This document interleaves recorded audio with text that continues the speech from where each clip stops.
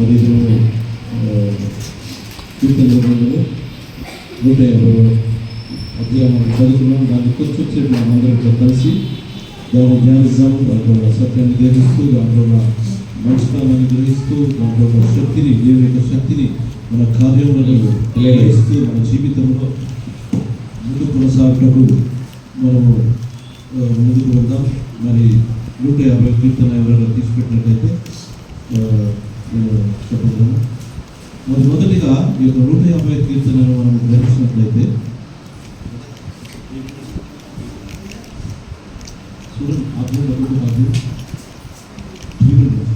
Hello అయితే ఇక్కడ 150 అధ్యాయం మనం గమనించినట్లయితే ఇక కీర్తనలన్నీ కూడా మనం గ్రహిస్తే ఆ కీర్తనల్లో కీర్తనకారుని యొక్క బాధ, వేదన, ఆయన యొక్క శ్రమలు, ఆయన యొక్క పరిస్థితులన్నీ కూడా ప్రతి కీర్తనలో మనం గ్రహించగలం. ప్రతి కీర్తనలో మనం చదువుకుంటున్నప్పుడు ఏదో ఒక సమస్యలు కానీ ప్రతి పరిస్థితిలో ఆయన అక్కడ పెట్టి రాసినట్లుగా మనం గమనించగలం. అయితే ఈ చివరి కీర్తన గ్రంథంలో మనం గ్రహించినట్లయితే ప్రతిది కూడా దేవుని స్తుతించాలనే హెచ్చరికను కీర్తనకారుడు మనకి దినము చెప్తా ఉంటాడు. దేవుని యొక్క వాక్యం మనకు సెలవిస్తూ ఉంది. ప్రతి విషయంలో కూడా ఆయనను స్తుతించాలని దేవుని యొక్క వాక్యం సెలవిస్తూ ఉంది. మరొకటి మనం గమనించినట్లయితే మొదటి కీర్తన మనం చదువుకున్నట్లయితే ఒకసారి చదువుకుంటుంది. మొదటి కీర్తన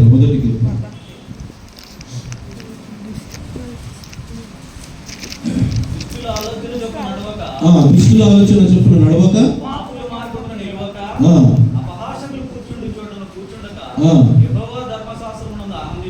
యెహోవా ధర్మశాస్త్రం నందు ఆనందించుచు దివారాత్రములు దానిని ధ్యానించువాడు ధన్యుడు. ఇక్కడ యొక్క కీర్తనకారుడు మనకు చెప్తా ఉన్నాడు ఏంటంటే ధన్యులు ఏ విధంగా ఉంటారో చెప్తా ఉన్నాడు. మొదటి కీర్తన ఆరంభం ఏముందంటే ఒక నీతిమంతుడు ఏ విధంగా బ్రతకాలా, ఏ విధంగా తన జీవితంలో ముందు కొనసాగాలనేది ఈ యొక్క కీర్తన ద్వారా మనం నేర్చుకుంటా ఉన్నాము. దుష్టుల నుండి దూరం ఉండాలా, పాపుల నుండి దూరం ఉండాలా, మనం ఎప్పుడు కూడా దేవుని వాక్యంలో గడుపుతూ ఆయనను ధ్యానిస్తూ ఉండాలని నీతిమంతుని కొరకు దేవుడు ఇక్కడ రాసిపెట్టి ఉన్నాడు. మరి చివరి అధ్యాయంకి వచ్చేసరికి కేవలం స్తుతించడం గురించి చెప్తా ఉన్నాడు. హల్లెలూయా. ఎప్పుడైతే ఆ యొక్క నీతిమంతుని యొక్క స్వభావం మనం కలిగి ఉంటే చివరిగా ముగించడం కూడా ఏమైందంటే దేవుని స్తుతించడం అనేది నేర్పిస్తా ఉన్నాడు. హల్లెలూయా. మరి నిజంగా మన జీవితంలో స్తుతించడం అంటే ప్రతి విషయంలో కూడా స్తుతించాలి. ప్రతి సమయంలో, ప్రతి పరిస్థితిలో ఈ యొక్క దేవుని స్తుతించాలని ఈ యొక్క వాక్యము మనల్ని బలపరుస్తా ఉన్నది. మన జీవితంలో కూడా వస్తున్న ప్రతి పరిస్థితిలో కూడా సంతోషంగా ఉన్నప్పుడు మనం ఒక 4 పాటలు ఎక్కువ పాడుకుంటాం ఇంట్లో. ఫ్యామిలీ ప్రేయర్స్ ఎంతమంది చేస్తారు? ఫ్యామిలీ ప్రేయర్స్ చేతులు ఎత్తండి. నవ్వుతున్నారు ఏంటంటే చాలా పాపం ఉంటే మేము చేయమండి. ఫ్యామిలీ ప్రేయర్స్ ఎవరు చేస్తారు? ఒక్కరు కదా, మాకు చాలా డాడీ పొట్టి మీ అమ్మమ్మ, మీ నాయనమ్మ ఫ్యామిలీ ప్రేయర్ చేయరు. ఎవరు చేస్తారు లేదా? ఇదేందండి మీ భక్తి? టీవీలో ఎంతమంది చూస్తుంటారు? నిజంగా ఆమెకి స్పీడ్ చూస్తారు. అదే సరళమన్నా నేను టీవీ అదే వాక్యం సినిమా అనుకోను. అవునా? ఎవరు భర్త చూసినా చూడకుండా టీవీ చూస్తారా లేదా? అరే మీరు చూస్తారా? ఒకవేళ చూడాలనుకుంటే వాక్యమే కానీ, సినిమా కానీ, నాటికలు కానీ ఒకవేళ మీరు చూడాలనుకుంటే భర్త ఉన్న లేకుండా చూస్తారా లేదా? పెద్దగా పెట్టుకొని చూస్తారు. ఒకవేళ భర్తకు క్రికెట్ నచ్చుతుంది, మీకు సీరియల్ నచ్చుతుంది, మీకు అది ఆడవాళ్ళ గురించి చెప్తాను. కానీ ఏదేమైనా సరే మనదే గెలవాలని మనం సీరియల్ చూస్తుంటాం. ఎందుకంటే అది చాలా క్లైమాక్స్ ఉంటుంది, చాలా టెన్షన్ ఉంటుంది, రేపు ఏమవుతుందో చూడాలనే ఆలోచన. ఇవన్నీ కూడా మనం జరిగిస్తూ ఉంటాము. పోరాడి మనం గెలుస్తూ ఉంటాం భర్తల దగ్గర. అవునా? మీరందరూ మర్చిపోలేదు, ప్రతి సంఘంలో జరుగుతున్న పరిస్థితి మీరందరూ కూడా భర్తలతో గొడవ పడే వాళ్ళు ఇక్కడ ఎవరు లేరని నమ్ముతా ఉన్నాను. హల్లెలూయా. మరి ఆ విధంగా మనం మన కుటుంబంలో ఏ విధంగా మనల్ని ఇది చేసుకుంటా ఉన్నామో ప్రార్థన విషయంలో కూడా ఆ విధంగా ఉండాలని అందుగురించి నేను చెప్తా ఉన్నాను. హల్లెలూయా. పిలవండి, బలవంతంగా పిలవండి, కూర్చోబెట్టండి. ప్రతి కుటుంబంలో ఆరాధన అనేది ఉండాలి. ఈ సంఘంలో వచ్చి ఆరాధన చేయడం కాదు, చేయాలి, తప్పంటలేదు. ఆ విషయంలో నేను ఇది చేస్తలేదు. కానీ ప్రతి కుటుంబంలో కుటుంబ ప్రార్థన, కుటుంబ ఆరాధన ఎన్నోసార్లు మనం అందరం కూడా ఇక్కడ చెప్పే ప్రతి ఒక్కరం కూడా అదే చెప్తూ ఉంటాం కదా, కుటుంబంతో కలిసి ఆరాధించాలి, స్తుతించాలి, పాటలు పాడుకోవాలి, వాక్యం ధ్యానించుకోవాలి. మరి ఎందుకు మీరు చేస్తలేదు? అది చేస్తే మీకు ఏమైనా శోధనలు ఎక్కువైతాయా? పాపం జరుగుతుందా? ఎందుకు మరి చేయాలమ్మా? ప్రతి కుటుంబంలో ప్రతిరోజు ఒక టైం పెట్టుకొని ఆ టైంలో మన ఇంటి నుంచి అదే మాటలు బయటికి పోవాలి. హల్లెలూయా. ఆ మాటలు బయటికి వినబడాలి. అరే 6:30, 7 గంటలకు, 8 గంటలకు అయితే ఇప్పుడు మనం ఒక అలారం పెట్టుకుంటాం కదా, అలారం రాగానే అది 8 గంటలు అవుతుందని చెప్పాలి. కానీ మనం పెట్టుకున్నాం కాబట్టి అలారం రాగానే 8 అవుతుందని తెలుస్తుంది. నేను 8 గంటలు అంటే 8 గంటలకు నాకు ఒక వాక్యం వస్తుంది, అది అలారం వస్తుంది. అందుకోసం 8 గురించి చెప్తాను. మీ విషయంలో కూడా మీ చుట్టుపక్కల ఉన్న ప్రజలు కూడా గమనిస్తుంటే మీరు పాడుతున్నప్పుడు అనుకో అలా 8 అవుతుందా, లేకపోతే 8:30 అవుతుంది, 9 అవుతుంది, ఆ విధంగా ఉండాలి. మేము సెకండ్ పార్ట్లో ఉన్నప్పుడు కూడా ఇంతకుముందు కూడా చెప్పిన మరొకసారి చెప్తాను, సరిగ్గా 7:30కి స్టార్ట్ అవ్వాలి. ఎట్లా ఎవరు ఉన్నా లేకున్నా, మా మిస్సెస్ వాళ్ళ తల్లిదండ్రులు వచ్చినా ఎవరు వచ్చినా నేనే చాలాసార్లు ఆపుతారు. మీ మమ్మీ వచ్చింది, వాళ్ళు అన్నిలు కదా, వాళ్ళు ఇప్పుడే వచ్చి కొంచెం సేపు మాట్లాడుతున్నా ఉంటారు, వాళ్ళు ఉంటారు, మన పని మనం చేస్తాం.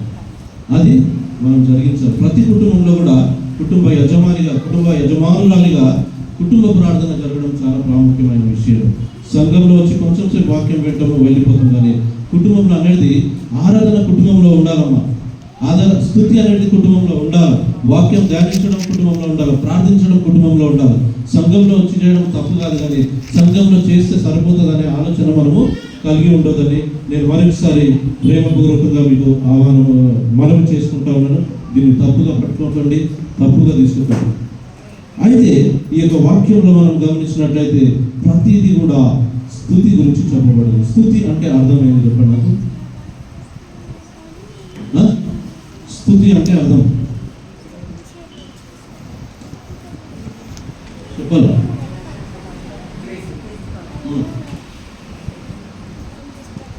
ఆరాధన అంటే ఇప్పుడు దాకా చేసింది ఆరాధన, స్తుతి ఆరాధన. స్తుతి వేరు, ఆరాధన వేరు. అయితే ఆరాధనలో రెండు కూడా నడుస్తుంటాయి, అవును కదా, రెండు కూడా కలిసి ముందుకు వెళ్తూ ఉంటాయి. అది చేయదు ఇది చేయదని కాదు.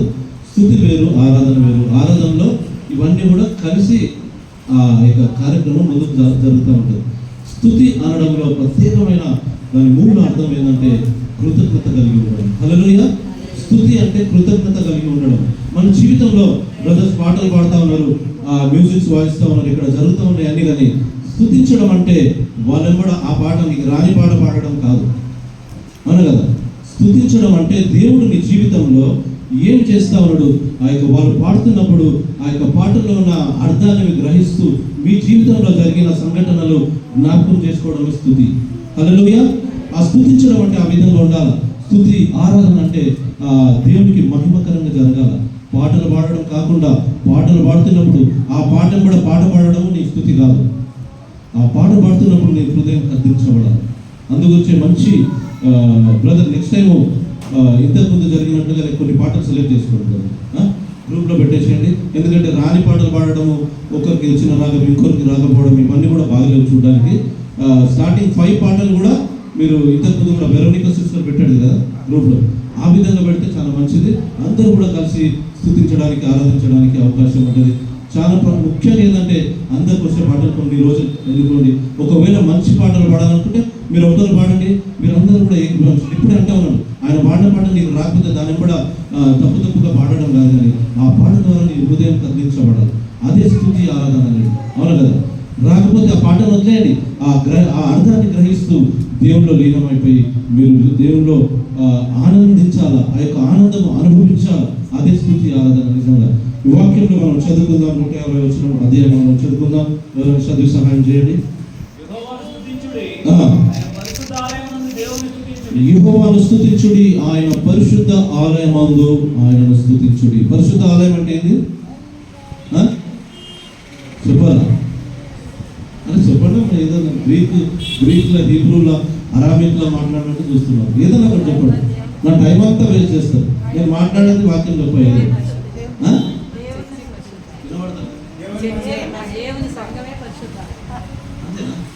ఇంకా మన ఇల్లు కాదా? నిజమైన ఆలయం ఎక్కడ ఉంది? అదే అవునా? ఆలయంలో వచ్చి స్తుతించమంటే అందరూ స్తుతిస్తారమ్మా. అందుకే మీరు కూడా చెప్తున్నారు దేవుని ఆలయం అనే కాదు.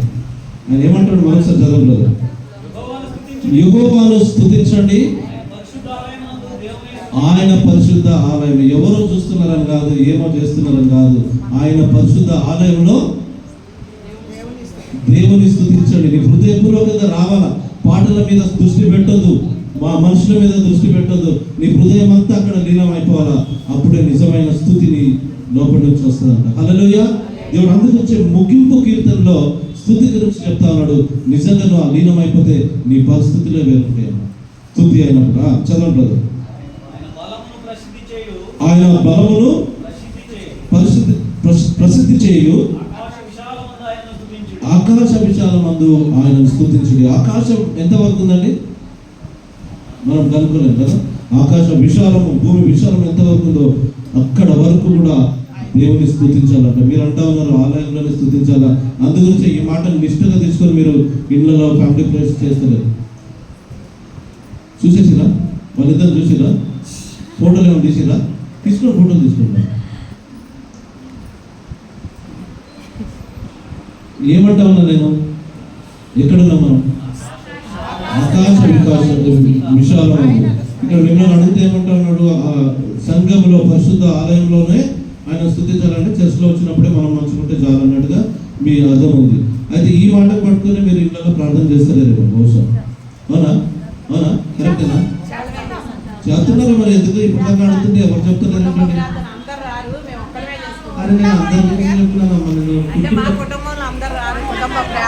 సరే, ఇంట్లో జరుగుతుందా? మరి అది చెప్పండి. మమ్మల్ని ఏమైనా మార్చేస్తున్నారా? నేను ఎట్లా కనిపిస్తున్నా మీకు? మరి చాలా బాగా సరే, ఇంత మంచి ప్రార్థన పనులు ఉన్నారు. ఓ చాలా మంచిది. ఇంకా చెప్పండి. చాలా ఏమేమో చెప్తున్నారు. ఇక్కడ కూడా ఒక్కరు తెలిస్తే ఇంకొకరు తెలుస్తారు. ఇక్కడ లేదు రాకపోతే ఏం లేదు, ఉన్నవా జరుగుతుంది. నేను ఏమంటున్నా, ఈమె ఎక్కడ అక్కడ అందుకు అడిగింది. మీరు అక్కడ నాకు తెలుసు కాబట్టి అడిగిన. నేనేమంటా ఉన్నానంటే కుటుంబంలో జరుగుతుందా? కుటుంబం అంటే ఇల్లు జరుగుతుందా? చాలా సంతోషం. పిల్లలు ఇక్కడ బాగా ఎందుకు కొట్టండి మరి వేసి ఎవరు అవునా? అయితే ఒక్కొక్క రోజు నేను ఒక్కొక్కరి ఇంటికి వస్తాను. అందరూ పట్టుకొచ్చి కూర్చోబెడతా. నాకు టైం దొరుకుతుంది. అవునా? సమ్మర్లో ఈ పని చేస్తాను ఖచ్చితంగా. సరేనా? మీ భర్తలతో సహా కూర్చోబెట్టి నేను లేకపోతే నన్ను అడగాలి. సరేనా? దీనికి ఏం సీరియస్ తీసుకోవద్దు, గైడ్ తీసుకోండి. దేవుడు అది జరిగిస్తే చాలా మంచిది. మీరు చెప్తే చాలా బాగా అయింది. నిజంగా మంచి వాక్యం తెలిసిన వాళ్ళు, ప్రార్థన చేసిన వాళ్ళు, అందరికన్నా ఎక్కువ ఉమెన్స్ ఫెలోషిప్ అనేది దినదినం అభివృద్ధి చెందుతుంది. కానీ నేను అడిగినప్పుడు కుటుంబ ప్రార్థన చేస్తున్నా లేదంటే గమ్మంటే చాలా బాగా చెప్పాలమ్మా. ఉన్న సంగతి చెప్పాలా? చాలా సంతోషము. దేవుడికి మహిమ కలుగును గాక. మన వాక్యంలోకి వెళ్ళిపోదామా? 3వ వచనం. ఆయన పరాక్రమ కార్యములను బట్టి. ఇక్కడ పాటలు పాడమంటుందా? పరాక్రమ కార్యం బట్టి అంటుందా? పాటలు పాడింది ఎవరమ్మా? రాసింది ఎవరో పాటలు? ఎవరు? ఇప్పుడు మన పాటలమ్మా, గాయకులు వారి అనుభవంలో నుంచి రాసిన పాటలు. అవునా కదా? సంఘం పాడుకోవాలని పబ్లిషర్ చేస్తా ఉన్నారు. అయితే ఇక్కడ ఏమంటా ఉన్నాడు? ఆయన పరాక్రమ కార్యములను బట్టి ఆయనను స్తుతించడం. పాట పాడడం కాదు, ఆయన పరాక్రమ కార్యాలు నీ నుంచి ఉబికి బయటికి రావాలి, వంగి పొర్లాల.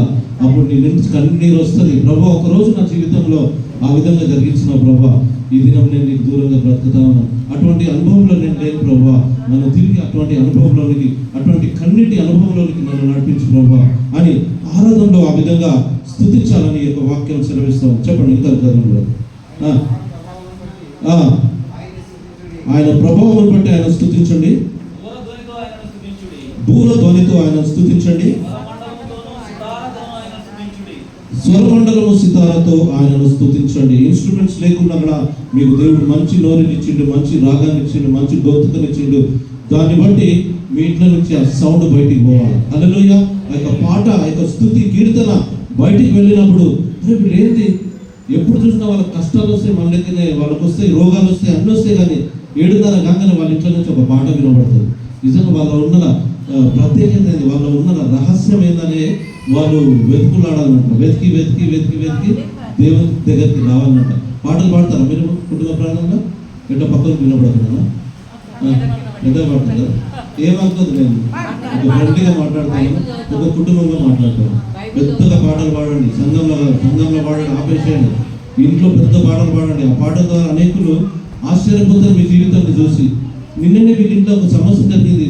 ఆ సమస్య జరిగినప్పుడు ఏడడానికి స్టార్ట్ అయిపోయింది. అరే ఇదేం ఆశ్చర్యం, మనం మొన్న జరిగిన పరిస్థితిని బట్టి మనం ఇంకా ఇంట్లో అంతా అల్లకల్లలో ఉంది, కానీ వీరింట్లో ఏంటి ఇంత జరుగుతూ ఉంటే కూడా దేవుని స్థుతిస్తారు. వారి సంతోషం, వారి ముఖంలో ఎప్పుడు కూడా దుఃఖం ఉండదు, వేదన ఉండదు. వారి ముఖంలో ఎప్పుడు కూడా ఒక మంచి గ్లో, మంచి మహిమ కనిపిస్తుంది.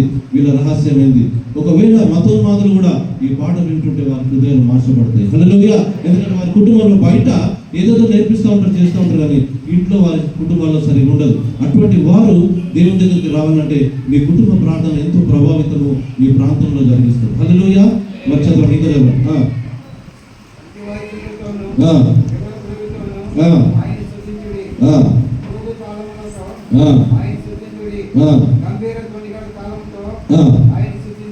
ఇక్కడ ఈ కీర్తన అంతా కూడా గమనిస్తే మొదటి విషయం మనం గమనించింది ఏంటంటే ఎక్కడ స్తుతించాలని చెప్తాము, అవునా కదా?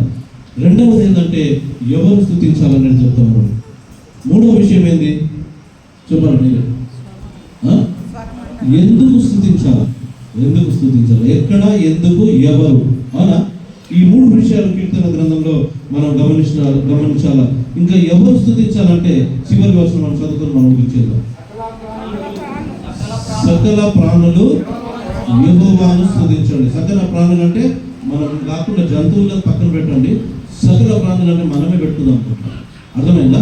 ప్రతి ఒక్కరూ కూడా ఆయనను స్తుతించాలని ముగింపు కీర్తనలో దేవుడు ఈ దినము నీతో నాతో మాట్లాడుతూ మనల్ని బలపరుస్తా ఉన్నాడు. ఈ దినం నుండి మీ పిల్లలను కొడుతూ మీరు ఫ్యామిలీ ప్రేయర్లో పెట్టండి. ఎవరున్నారు, ఎవరు ఉన్నారని అందరూ మీరు సింగిలేదా? అంతా ఎంత స్వార్థం అండి మీకు, చాలా స్వార్థపరు మీరు, భక్తులుగా స్వార్థపరు. నేను పోతే దాంట్లో ఎందుకు అన్నాడు, అవునా? నేను ప్రేమతో చెప్తా ఉన్నాను, మీరు కోపం తెచ్చుకోకండి. ప్రతి ఒక్కరిని మొండిగా కూర్చోబెట్టండి. సిస్టర్ మీ పాపని నేను తెస్తాను, మీ పాప రాదంటే నేను వస్తాను, నేను ఇంటికి వస్తాను. ఇంటికి వచ్చిందా? అరే బాబు నాకు తెలుసు, నేను బాబా గురించి మాట. మీ పాపను ఎట్లా ఏమన్నా నాకు తెలుసు, నేను వస్తాను మీ ఇంటికి, పాప రావచ్చు, సరేనా? మీరందరూ కూడా అనుమతిస్తే ప్రతి ఒక్కరు మీ కుటుంబంలో సమస్య రాదండి. ఇక్కడ సుజాత సిస్టర్ ఉంది, ఆ రోజు సాక్ష్యం చెప్పింది ఒకసారి, మా ఆయన దేవుళ్ళు రాలేదన్న, నాకు చాలా కోపం వచ్చింది. వచ్చింది అయ్యా రాలేదా? వచ్చింది. ఎక్కడ పోయింది? వస్తుందా? సరే ఏమనకండి, కొంచెం రుచి చూసి ఎరిగిన తర్వాతనే యెహోవా ఉత్తముడు అని తెలుసుకుంటారు. హల్లెలూయా.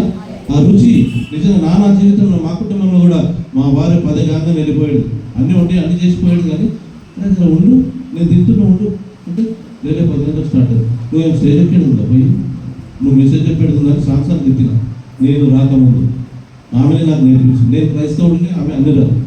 మొదటి పోట్లాడే ఈయనే మాకు జరిగింది పోట్లాడే. లేదంటే పోతూనే ఉంటుండే, అన్ని చేసుకొని పోతుండే. నేను ఇప్పుడు మెసేజ్ ఎక్కేది నువ్వు లేకపోతే చర్చ నడవదా అనేటోళ్ళు. దాని తర్వాత నేను మొదలైతే ఇక నేను మొదలు ఫస్ట్ స్టార్ట్ అయిపోయింది. అర్థమైంది? ఆ విధంగా మనం అన్ని విషయాల్లో పోరాడుతూ ఉంటాము. కుటుంబ ప్రాంతంలో కూడా మన పిల్లలను కూడా దగ్గర కూర్చోబెడతాము. ఈ దినం వరకు కూడా చర్చ్ మిస్ కాలేదు. మేము మా కుటుంబం కరోనా టైం విడిస్తే ఎప్పుడు కూడా చర్చ్ మిస్ కాలేదు. ఈవెన్ ఫ్యామిలీ ప్రేయర్స్ కూడా ఎంత మేము 12 గంటల రాత్రి వచ్చినా సరే ఒక్క పాటనైనా కనీసం ఫ్యామిలీ ప్రేయర్ చేసుకొని ముగిస్తాం. ప్రతి ఒక్కరు కూడా స్తుతి ఆరాధన అంటే మన కుటుంబాలలో 4-5 పాటలు పాడండి, మంచి అర్థంతో కూడిన పాటలు. ఎవరైనా ఒక పీడి సుందరం కొన్ని పాటలు అండి, ఆ పాటలు పాడండి. రక్షణ పాటలు చాలా ఉన్నాయి, ఆ పాటలు పాడండి, వినిపించండి. దాన్ని చూసైనా దేవుడికి వస్తాడు. మరి కీర్తన ద్వారా దీన్ని మనం నేర్చుకుంటున్నాము. ప్రతి స్థలంలో ఆయన స్తుతించాలా, ప్రతి ఒక్కరు స్తుతించాలా. ఏ విధంగా మనం స్తుతించాలనేది మనం నేర్చుకున్నాము. దీని ప్రకారంగా మన జీవితంలో ముందుకు సాగాలని ఇటువంటి కృపా ధన్యత మనందరికీ కూడా దేవుడు అనుగ్రహించుకుంటారు.